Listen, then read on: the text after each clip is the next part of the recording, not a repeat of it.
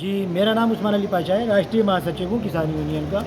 आज जिला अस्पताल में एक ज्ञापन जिला अस्पताल के मुख्य चिकित्सक महोदय को, चिकित्सा अधीक्षक महोदय को दिया है, जिसमें जिला अस्पताल में डॉक्टरों की मनमानी बंद कराने, पार्किंग की व्यवस्था कराने, हृदय रोग विशेषज्ञ की तैनाती कराने, अस्पताल गेट के पास प्राइवेट एम्बुलेंस संचालकों और अस्पताल के स्टाफ की मिलीभगत से जो बाहर रेफ़र किया जा रहा है उसको बंद कराने, और जो जिला अस्पताल में अल्ट्रासाउंड मशीन है ख़राब हो गई है उसकी मरम्मत कराने के संबंध में ज्ञापन दिया है। जो पहला बिंदु है डॉक्टरों की मनमानी इस तरह हावी है इस अस्पताल में, क्योंकि अस्पताल में जो अपना इलाज कराने के लिए आता सबसे निम्न स्तर का आदमी जो गरीब होता, जो कहीं पे नहीं करा सकता, झोला छाप डॉक्टर तक से दवाई नहीं ले सकता, वो सरकारी अस्पताल में अपना इलाज कराने के लिए आता। और यहाँ के डॉक्टर, जो यहाँ पर डॉक्टर तैनात हैं, वो डॉक्टर क्या करते हैं कि मरीज़ को 2000, 3000, 1500, 1000 इतनी महंगी दवाइयाँ बाहर की लिख देते हैं, जबकि अस्पताल में लगभग सभी तरह की दवाइयाँ उपलब्ध हैं। जो भी मर्ज़ हैं सब मर्ज़ों की दवाइयाँ अस्पताल में उपलब्ध हैं।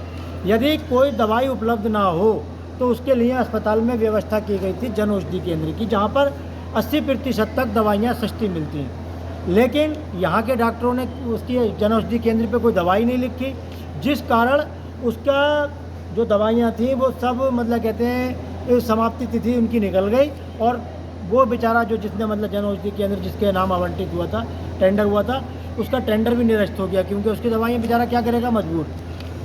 तो इस तरह का डॉक्टर आरिफ रसूल जो इस अस्पताल में सर्जन हैं, उनकी कई सारी शिकायतें लगातार किसान यूनियन को मिल रही हैं, और किसान यूनियन लगातार उनके पिछले लगभग 1 वर्ष से लगातार उनके इन मामलों का संज्ञान लेके अधिकारियों को अवगत करा रही है, लेकिन उनकी ऊंची पहुंच के कारण कोई कार्रवाई नहीं हो रही है। हो क्या रहा है कि अस्पताल में कोई आदमी आता है अपना इलाज कराने के लिए, उसको ऑपरेशन की आवश्यकता होती है, तो अस्पताल में उनके कक्ष में कई सारी जो प्राइवेट लड़कियां, जो कोई मतलब कहते हैं ट्रेनिंग वाली भी हैं, और कुछ उनके जो अलीगढ़ हॉस्पिटल है उस हॉस्पिटल के स्टाफ की कुछ लड़कियां यहाँ पर बैठी रहती हैं।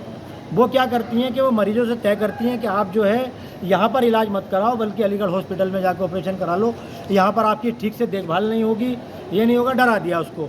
तो जो पैसा जिसके पास में कुछ व्यवस्था है इस तरह की, तो वो जाकर अलीगढ़ हॉस्पिटल में उनके इलाज कराता है, और जिसके पास में ये व्यवस्था नहीं हो पाती पैसे की, तो वो कहता है कि साहब थोड़े बहुत पैसे वैसे दिलवा के आप हमारा यहीं पे ऑपरेशन करा दो। तो उससे 10 से 15 हज़ार रुपये ऑपरेशन के नाम पर वो ले लेते हैं, और उसका तब ऑपरेशन किया जाता है। तो ये चीज़ बर्दाश्त नहीं की जाएगी। डॉक्टर हसीब अहमद जो इस अस्पताल के फिजिशियन हैं, वो भी क्या करते हैं कि उन्होंने भी अपने साथ में कई लड़के बैठा रखे हैं। जो दवाइयाँ अस्पताल में मिलने वाली होती हैं तो वो लिखते हैं अपनी हैंड राइटिंग में, और जो दवाइयाँ उनको बाहर से मतलब मरीज़ को दिलाना होती हैं जिस पे उनको कमीशन मिलता है मोटा, तो वो दवाइयों के लिए क्या करते हैं कि उन दवाइयों को वो जो लड़के उनके पास में प्राइवेट उनके कक्ष में बैठे रहते हैं तो वो लिखते हैं उसको। तो अभी जब हमने शिकायत की तो मुख्य चिकित्सा अधीक्षक महोदय ने तुरंत उनको बुलाया, और बुलाने के बाद में इसी बात को लेकर फटकार भी लगाई। दूसरी जो बड़ी समस्या क्या है कि अस्पताल में पार्किंग की व्यवस्था नहीं है। हम नहीं कहते कि जो मरीज आते हैं, गरीब लोग अपना इलाज कराने के लिए आते हैं, 10 रुपये 20 रुपये दे के उनसे पार्किंग के पैसे लिए जाएँ, लेकिन कहीं पे ऐसी व्यवस्था की जाए ताकि जितने भी वाहन मरीजों के या उनके तीमारदारों के आते हैं वो उनकी सिक्योरिटी के साथ में खड़े हो जाएं, और अव्यवस्थित तरीके से इधर उधर खड़े ना हो। तो उसके कारण क्या है कि अगर किसी का कहीं पे भी जहाँ पर भी जगह मिलती है तो आदमी अपना वाहन खड़ा कर देता है। और अस्पताल में सबसे ज़्यादा जो ज़रूरत है वो कभी भी आकस्मिक एम्बुलेंस लाने की आवश्यकता पड़ सकती है, और कभी एम्बुलेंस को रास्ता नहीं मिले तो मरीज़ के जो मतलब उसमें एम्बुलेंस में मरीज़ आया उसको उपचार नहीं मिल पाएगा, जिस कारण कोई भी अनहोनी हो सकती है। और एक बड़ी समस्या प्राइवेट एम्बुलेंस संचालक जो अस्पताल के गेट पर खड़े रहते हैं, उनका यहाँ के अस्पताल के डॉक्टरों और स्टाफों से मिलीभगत है। वो क्या करते हैं कि अगर कोई मरीज़ आया, उस मरीज़ को अस्पताल से रेफ़र कराते हैं कि आप मुरादाबाद ले जाओ या कहीं ले जाओ। जब रेफ़र कराते हैं वो प्राइवेट एम्बुलेंस वाले जो हैं उसको किसी प्राइवेट हॉस्पिटल में ले जाकर भर्ती करा देते हैं, और वहाँ पर उनको मोटा कमीशन मिलता है, और ये खेल लगातार चल रहा है। इसके बारे में हमने अनेकों बार कहा, लेकिन जब हम कहते हैं, शिकायत करते हैं, तो 1 दिन 2 दिन 10 दिन महीना भर लगभग स्थिति सुधरी रहती है। बाद में एम्बुलेंस का जो है वो फिर वहीं पे खड़े हो जाते हैं। अगर आप चाहें तो CCTV कैमरों से इसकी जांच कर सकते हैं। ये एम्बुलेंस वाले जो अस्पताल में इनका दिन रात घूमते रहते हैं, और ये मरीजों को रेफ़र कराते रहते हैं। और एक समस्या अस्पताल में जो बड़ी है वो ये है कि अस्पताल की जो अल्ट्रासाउंड मशीन है वो पिछले काफ़ी दिनों से ख़राब है, और ख़राब होने के अलावा भी उसमें बहुत कम मात्रा में अल्ट्रासाउंड किए जाते हैं, जिस कारण डॉक्टर लोग जो हैं अल्ट्रासाउंड के स्थान पर मरीजों को सीटी स्कैन लिखते हैं, जबकि सीटी स्कैन जो है बहुत गहन चिकित्सीय परीक्षण है, जिसकी वजह से कैंसर जैसी घातक बीमारियां जन्म ले सकती हैं। तो अल्ट्रासाउंड मशीन ठीक की जाए और अल्ट्रासाउंड की संख्या जो है बढ़ाई जाए, क्योंकि ज़्यादातर मैं नहीं मानता कि सीटी स्कैन जैसी जांच की आवश्यकता है मरीज़ को।